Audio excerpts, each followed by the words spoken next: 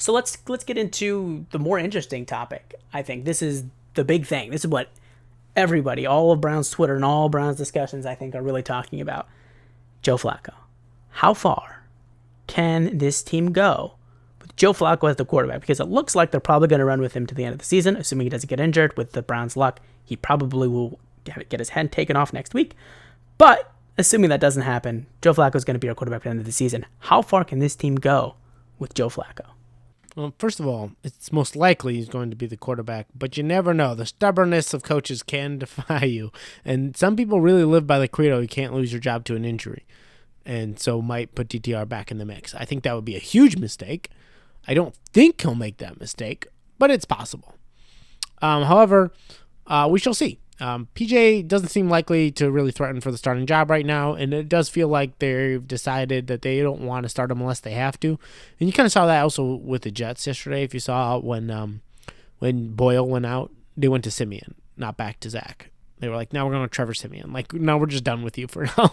So that's just kind of, I feel like, how they are with PJ. So they're going to go to Joe. It would certainly seem like Joe.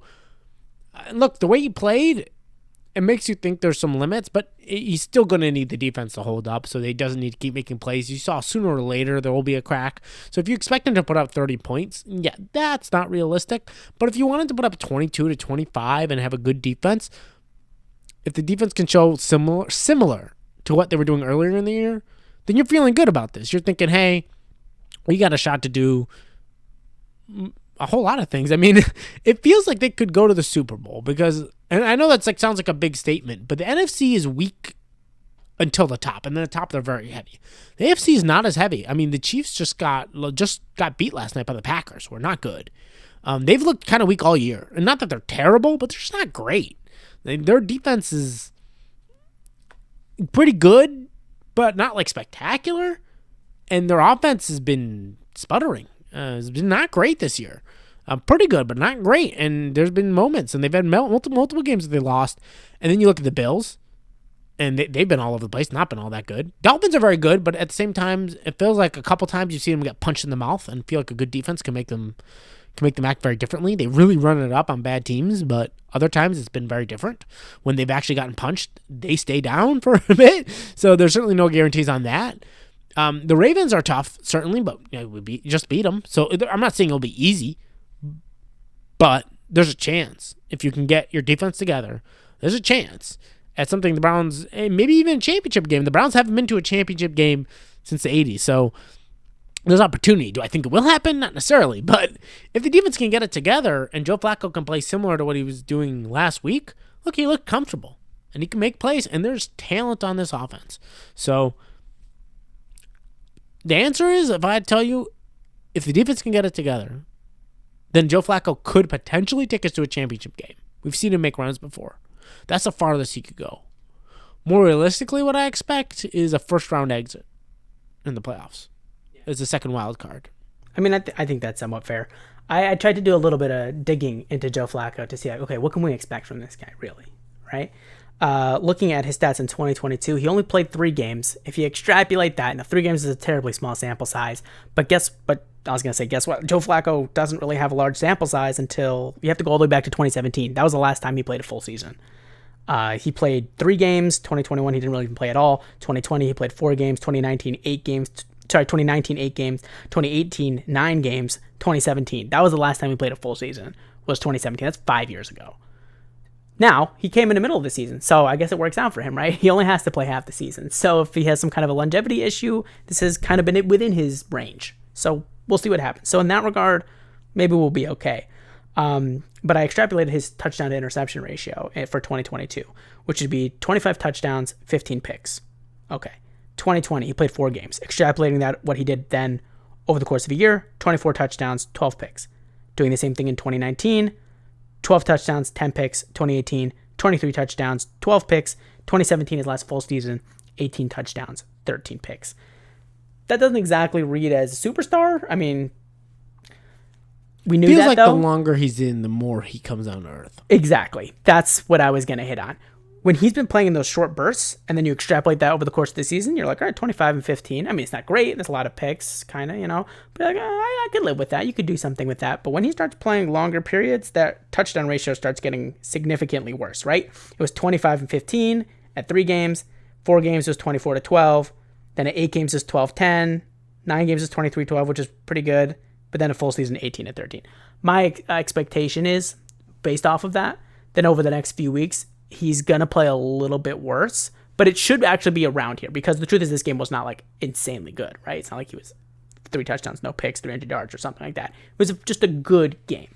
So I think what he did in this game, we can expect to see in the future. He is a veteran guy, and there were things that we saw from him that we didn't see from other guys. We saw him actually reading defenses. We saw him actually anticipating throws, which I hadn't seen a Browns quarterback do since I don't even know when. But that was something we noted about Deshaun Watson, was that he usually waits for the guy to be open. He sits there, then he makes the throw. Joe Flacco in that game had multiple throws where the guy was still running his route.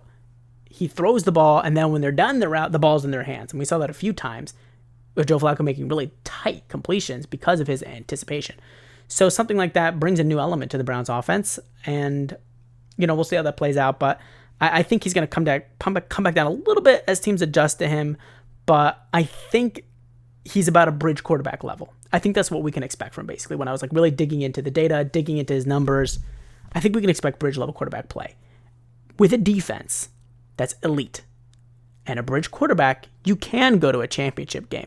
So I have very similar expectations. I think the length that this team can go, I would say, is probably the championship game, maybe a Super Bowl if the defense is elite. Joe Flacco can, of course, get hot. His arm talent, as far as actual strength, like his body doesn't look like it's aging out of existence, right? Like Peyton Manning towards the end, it looked like he had nothing left in his arm. Joe Flacco still's got some strength in there. He can still sling it really far. He can still put some zip on it on those short balls. So that's not what's going to hold him back. It's going to be Joe Flacco and who he was his whole career. And he has had periods where he can go off a little bit. So we'll see. He could do that in the playoffs. My expectation is this team with the defense right could go to the championship game. And I think realistically, I think this team will still squeeze into the playoffs. I think it's going to be tighter than we like, but I think they will still squeeze in. Most likely will be a first round exit. But yeah, I do agree that I think where Joe Flacco can take this team, I think the AFC Championship game is where Joe Flacco can take this team. I think we can expect bridge level quarterback play. Yeah, and we've seen him when he went with the Ravens, it was going on a run. Like if you look at his overall seasons, he really was never sitting there throwing for 5,000 yards. He was never throwing for 4,500. He wasn't doing anything so crazy. He's done for 4,000 yards in his career once. Yeah, like he's not crazy, but then in that Super Bowl run, he went nuts. He threw like 8 touchdowns, no picks. Like he went off on a great run. So he kind of has that in him, and that is the one advantage to having him as a bridge as opposed to your typical bridge. Is he is, in other words, having a bridge that was really good, or at least was good and played at a playoff team a whole lot in a lot of big situations, means you don't have to deal with somebody who's not used to those clutch situations and maybe folds. He is used to them, and he played well in them, so at least you feel like maybe he's not a superstar, but at least you can expect the same level of play in big moments and that he won't suddenly shy and fall apart. So that's an additional benefit. Yeah, absolutely. No, I mean that's really the point. Like the big advantage of him over DTR is even if DTR starts playing better, he's still a rookie. In a big moment, he could just fall apart. Joe Flacco's not going to do that. Well, we don't know. It's the best of our knowledge. That pick. But I mean, yeah. Well, so but there's reason to think he won't. Yeah, there's reason to think he won't. So we'll see what happens with that.